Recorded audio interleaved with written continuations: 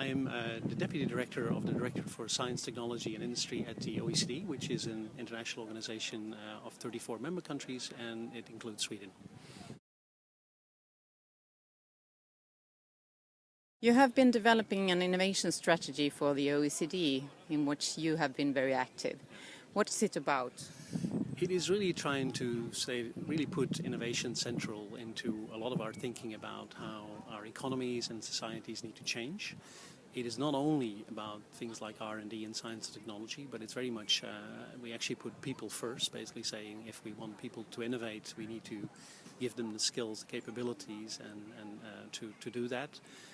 It looks at the role of firms and what firms have to do in terms of innovation. It looks at interactions in terms of knowledge, and basically because a lot of what innovation is about is flows of knowledge between countries and between people. And it looks at also how innovation can help in dealing it's not only for economic growth, but it's also dealing with big social problems we're having and environmental problems like climate change, but also health and other areas where probably innovation can help.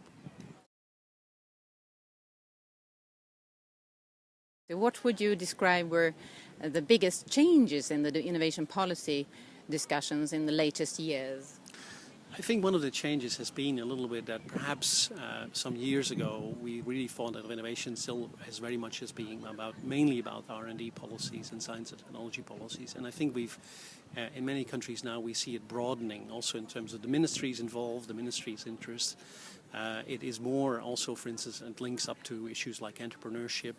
It is not only about economic growth anymore, it's much more linking also into issues like health, environment, which I was mentioning a second ago.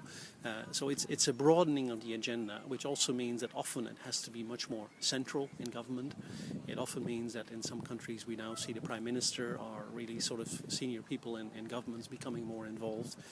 So it's really a change in the strategy of innovation, and also sometimes in the types of policies which we're using in this area. You've been involved in among other things, in the review of the innovation strategy in Sweden, innovation policy in Sweden. What are your main takes on innovation policy? What is important for innovation policy in Sweden? I think Sweden does extremely well in innovation. I mean, you have one of the highest intensities in R&D. You're spending a lot in innovation more broadly. You have some extremely strong companies. You even have a very good climate for entrepreneurship in many ways. That being said, innovation is always something where you have to look for other areas for improvement. And we pointed out, for instance, that probably universities in Sweden can probably still do a little bit better by really focusing more on excellence, on really trying to improve there.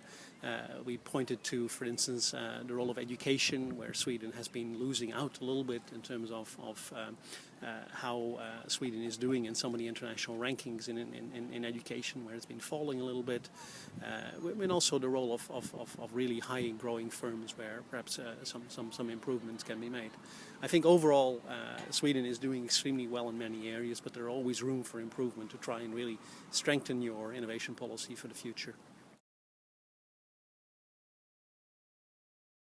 There has been a lot of development of policy work in global value chains or even global value networks, which was one thing that was discussed in a seminar that you attended.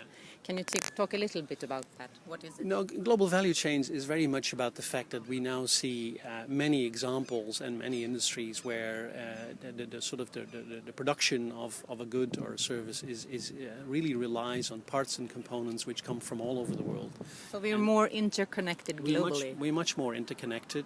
We rely much more on each other. I mean, I think we all know the examples of you're holding an iPhone, where we basically see that an iPhone relies on parts and components coming from many parts of the world, from the United States, from Korea, from Japan, from Germany, from other countries.